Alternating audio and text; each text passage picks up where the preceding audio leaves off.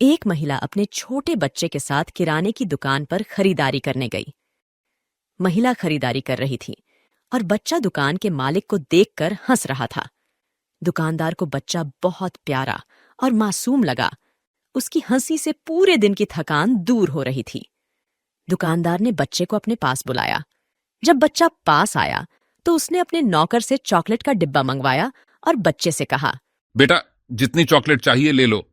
लेकिन बच्चा चॉकलेट लेने से मना करता रहा। दुकानदार ने बार बार कहा, पर बच्चा न करता रहा। उसकी मां दूर खड़ी यह सब देख रही थी।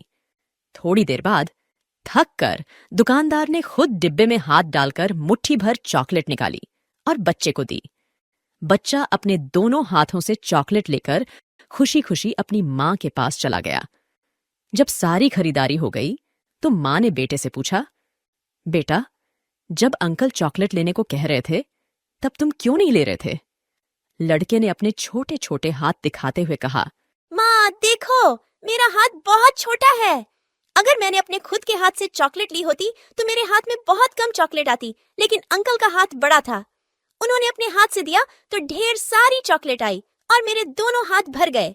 इस कहानी का संदेश यह है कि हमारे हाथ से ऊपर वाले के हाथ बहुत बड़े होते हैं, इसलिए उनसे मांगने की बजाय वे क्या देने वाले हैं यह उन पर छोड़ देना चाहिए। बच्चे ने सही कहा, अगर हम खुद लेने जाएंगे तो छोटी सी मुट्ठी ही भर पाएंगे, लेकिन जब ईश्वर पर छोड़ देंगे तो हमारा पूरा खोबा भर जाएगा। इतना मिलेगा जिसकी हमें उम्मीद भी नहीं होगी। कुछ पंडितों ने एक औरत को सलाह दी, घर में तू विष्णु जी की मूर्ति स्थापित कर और भोजन करने से पहले उनके समक्ष अन्न की थाली रखकर कहना, विष्णु अर्पण। अगर पानी पीना हो तो पहले गिलास को विष्णु जी के आगे रख कर कहना है, विष्णु अर्पण। महिला ने इस आदत को इतना अपना लिया कि वह कुछ भी करने से पहले मन ही मन विष्णु अर्पण कहती, फिर वह काम करती। इस आदत का प्रभाव इतना गहरा हो गया कि एक दिन जब उसने घर का कूड़ा इकट्ठा किया और उसे फेंकने लगी तो उस समय भी कह दिया, विष्णु अर्पण। उसी समय वहीं पास से नारद मुनि गुजर रहे थे। उन्होंने जब यह सुना तो उस महिला को एक थप्पड़ मारते हुए कहा, तुम भगवान को कूड़ा अर्पण कर रही हो। विष्णु जी के प्रेम में रंगी औरत थप्पड़ पड़ते ही बोली, विष्णु अर्पण।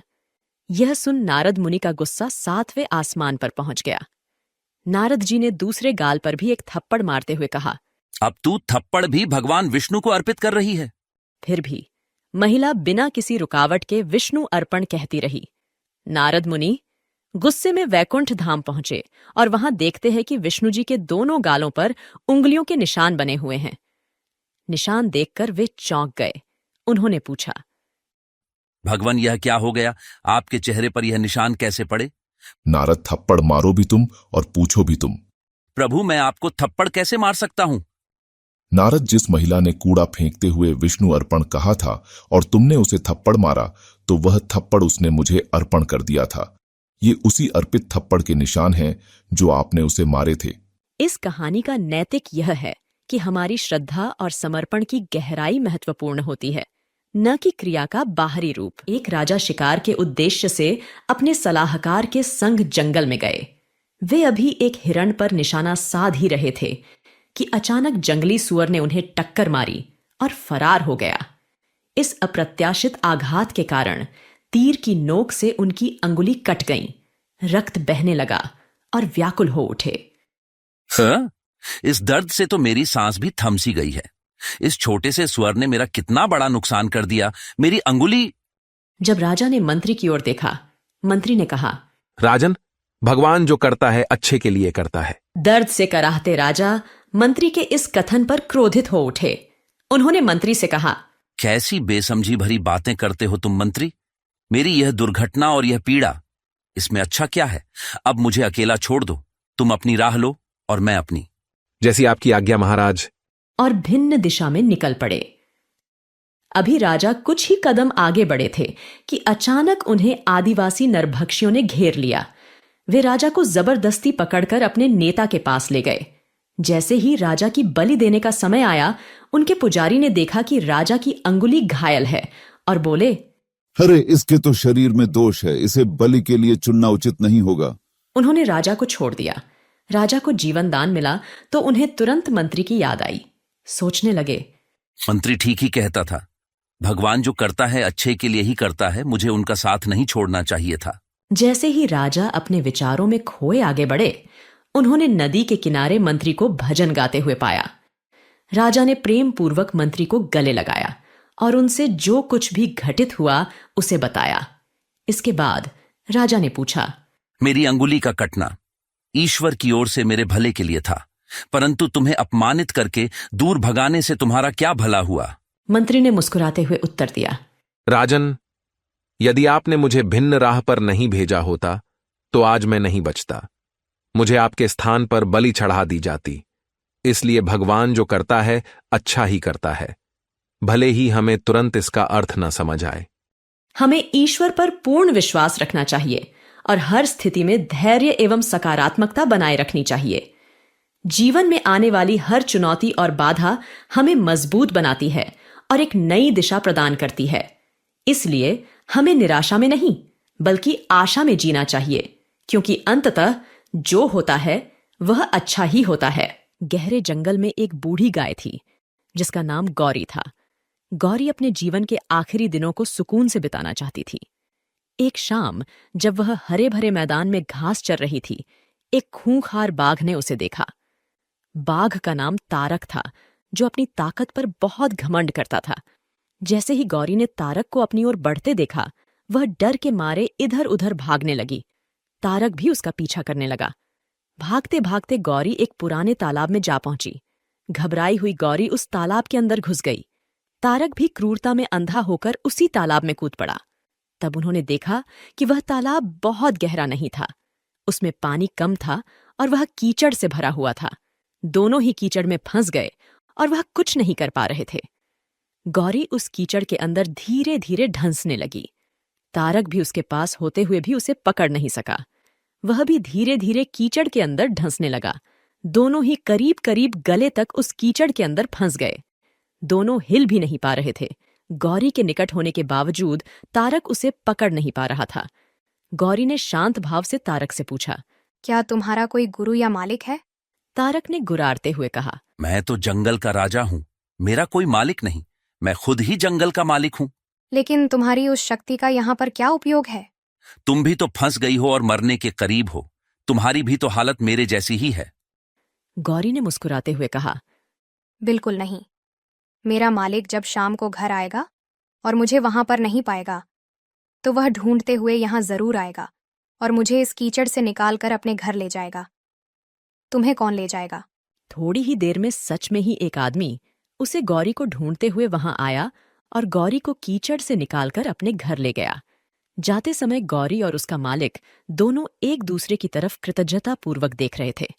वे चाहते हुए भी उस बाघ को कीचड़ से नहीं निकाल सकते थे, क्योंकि उनकी जान के लिए वह खतरा था। इस घटना से गौरी और उसके मालिक के बीच का लगाव और भी गहरा हो गया, जबकि तारक को अपने अहंकार की कीमत चुकानी पड़ी। इस कहानी में गाय समर्पित हृदय का प्रतीक है, बाघ अहंकारी मन है और मालिक ईश्वर का प्रतीक है। कीचड़ यह संसार है और यह संघर्ष अस्तित्व की लड़ाई है। किसी पर निर्भर नहीं होना अच्छी बात है, लेकिन मैं ही सब कुछ हूं, मुझे किसी के सहयोग की आवश्यकता नहीं है। यही अहंकार है और यहीं से विनाश का बीजारोपण हो जाता है। ईश्वर से बड़ा इस दुनिया में सच्चा हितैषी कोई नहीं होता, क्योंकि वही अनेक रूपों में हमारी रक्षा करता है। एक बार एक घने जंगल के बीच एक प्यासे राजा ने लकड़हारे से पानी मांगा। लकड़हारे ने अपने लौटे से उसे पानी पिलाया। राजा ने कृतज्ञता से कहा, मित्र, किसी दिन मेरे नगर में आओ, मैं तुम्हें अच्छा इनाम दूंगा। लकड़हारे ने मुस्कुराकर जवाब दिया, अवश्य।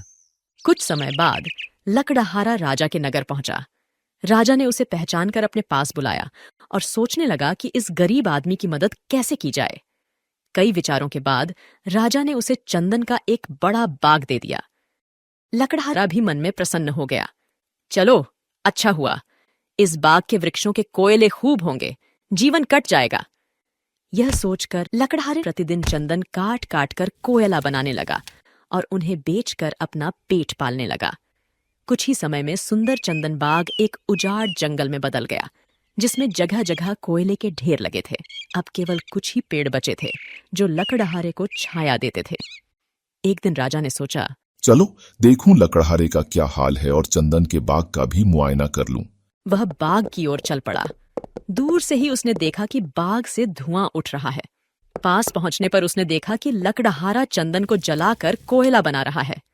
लकड़हारे ने राजा को आते देखा और उनके स्वागत के लिए आगे बढ़ा। मित्र, ये क्या कर रहे हो? राजन, आपकी कृपा से मेरा समय अच्छा बीता है। आपने जो बाग दिया उससे कोयला बनाकर बेचता रहा हूं। अब कुछ ही पेड़ बचे हैं। अगर कोई और बाग मिल जाए तो शेष जीवन भी आराम से कट जाएगा।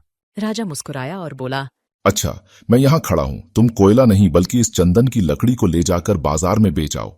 लकड़हारे ने 1-2 मीटर लंबी चंदन की लकड़ी उठाई और बाजार की ओर चल पड़ा। बाजार में लोगों ने चंदन की लकड़ी देखकर उसे 300 रुपये दिए, जो कोयले से कई गुना ज्यादा थे। इस घटना ने लकड़हारे की सोच बदल दी। उसने चंदन की असली कीमत समझी और भविष्य में चंदन के पेड़ों की रक्षा करने का संकल्प लिया। राजा ने भी लकड़हारे की मेहनत और ईमानदारी को सराहा और उसे और भी सहायता प्रदान की। इस तरह राजा और लकड़हारे की यह कहानी हमें बताती है कि सही दिशा में मेहनत और सच्ची कृतज्ञता जीवन में बड़ी सफलताएं हासिल की जा सकती हैं। इस कहानी से हमें यह सीखने को मिलता है कि संसाधनों का सही मूल्य पहचानना और उनका उचित उपयोग करना महत्वपूर्ण है। दयालुता और कृतज्ञता हमें अप्रत्याशित रूप से लाभ पहुंचा सकती है और सही दिशा में मेहनत करने से बड़े फल मिल सकते हैं। एक समय की बात है जब वर्षा ऋतु आने वाली थी। एक तोता अपने छोटे बच्चों के लिए एक सुरक्षित जगह ढूंढते हुए नदी के किनारे पहुंचा। वहां उसने 2 पेड़ देखे। उसने पहले पेड़ से अनुरोध किया, क्या मैं और मेरे बच्चे बरसात से बचने के लिए तुम्हारी शाखा पर घोंसला बना सकते हैं? पेड़ आमतौर पर किसी को आश्रय देने से इनकार नहीं करते हैं, लेकिन इस पेड़ ने बहुत ही बेरुखी से तोते की विनती ठुकरा दी। निराश होकर तोता दूसरे पेड़ के पास गया और उस पेड़ ने उसे और उसके बच्चों को अपने यहाँ आश्रय देने की अनुमति दे दी।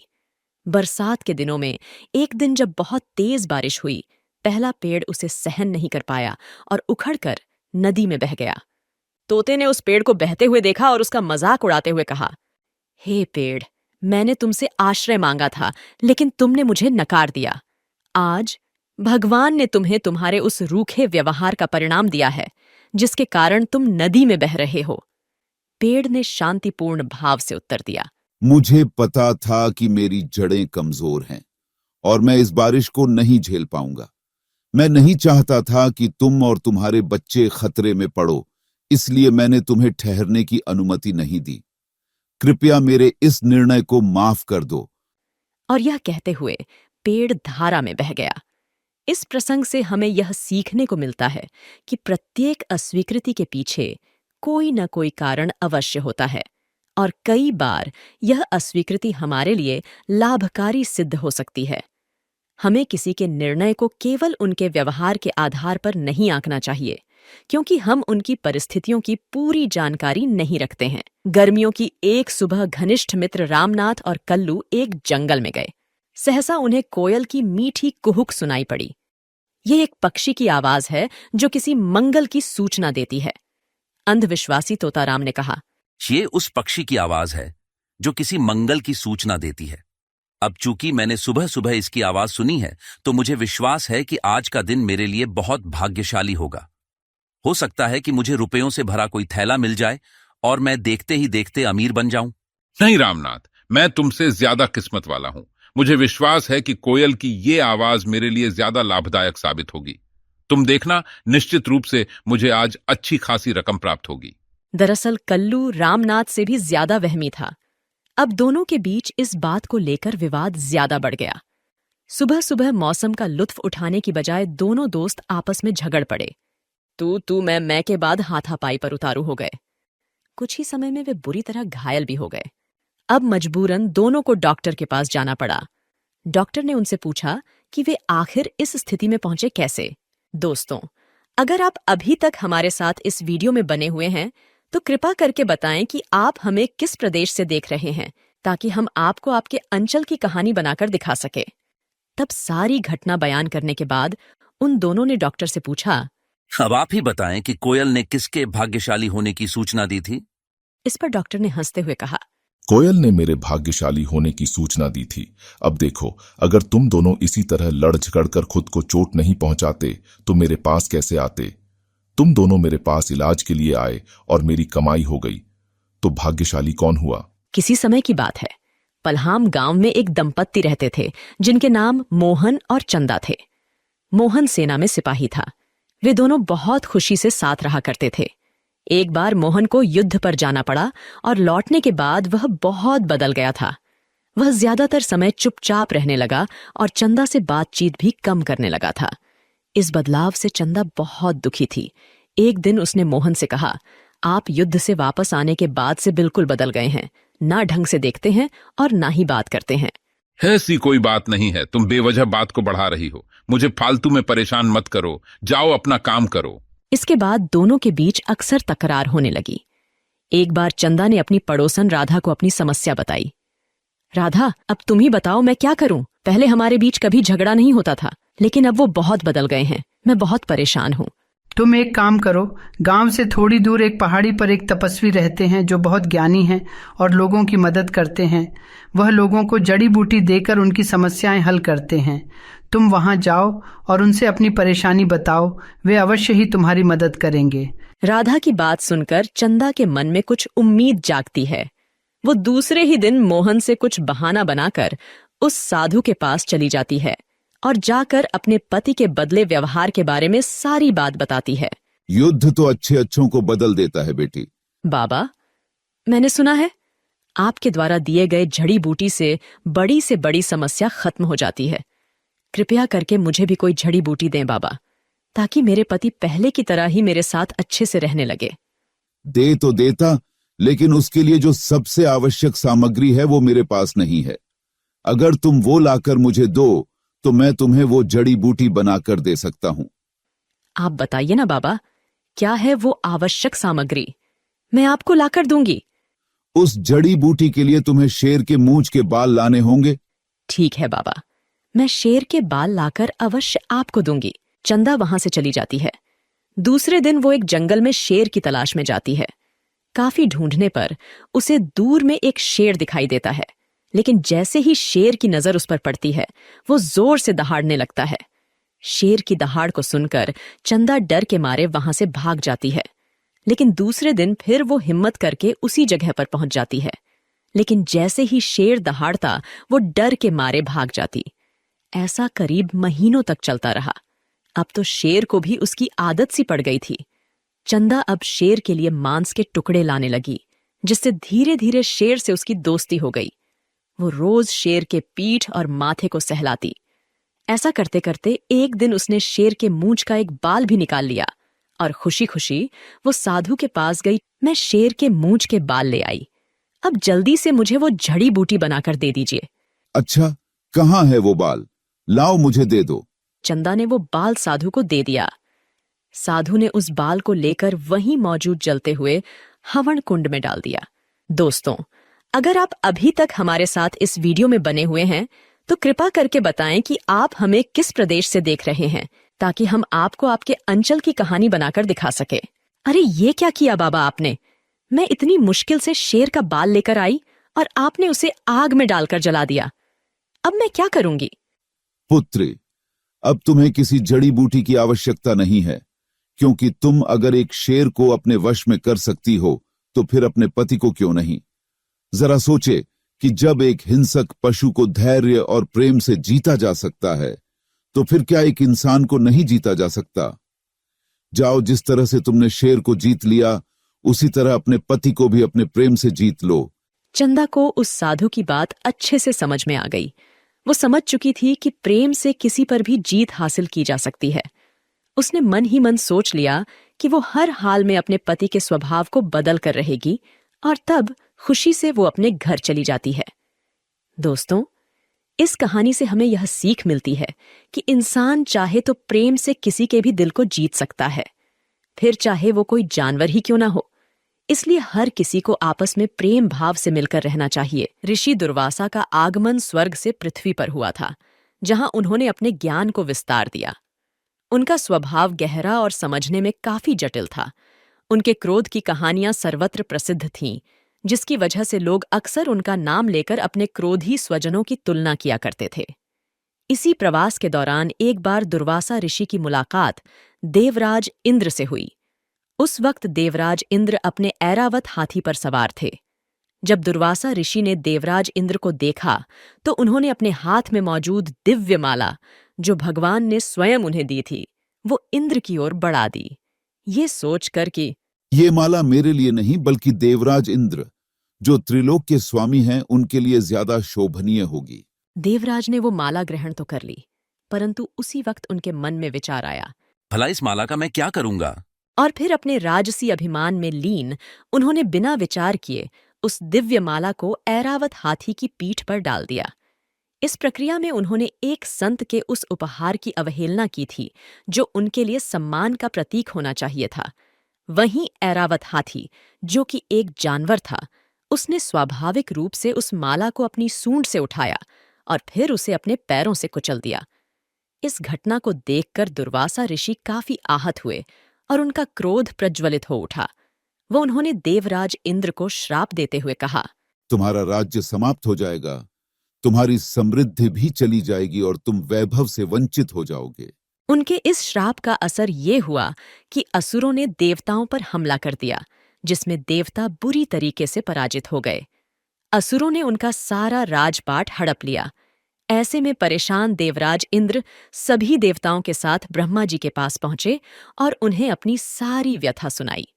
देवताओं की सारी परेशानी सुनने के बाद उन्होंने बताया कि ये सारी घटनाएं दुर्वासा ऋषि के अपमान के कारण हुई हैं। इस कथा से हमें ये सीख मिलती है कि हमें कभी भी अपने माता पिता, साधु संतों और गुरुजनों द्वारा दी गई चीजों का अपमान नहीं करना चाहिए। हमें उनकी बातों का मान रखना चाहिए और उनका सम्मान करना चाहिए। हमारा अहंकार हमें और हमारे संबंधों को नष्ट कर सकता है और इससे हमारे जीवन में विपत्तियां बढ़ सकती हैं।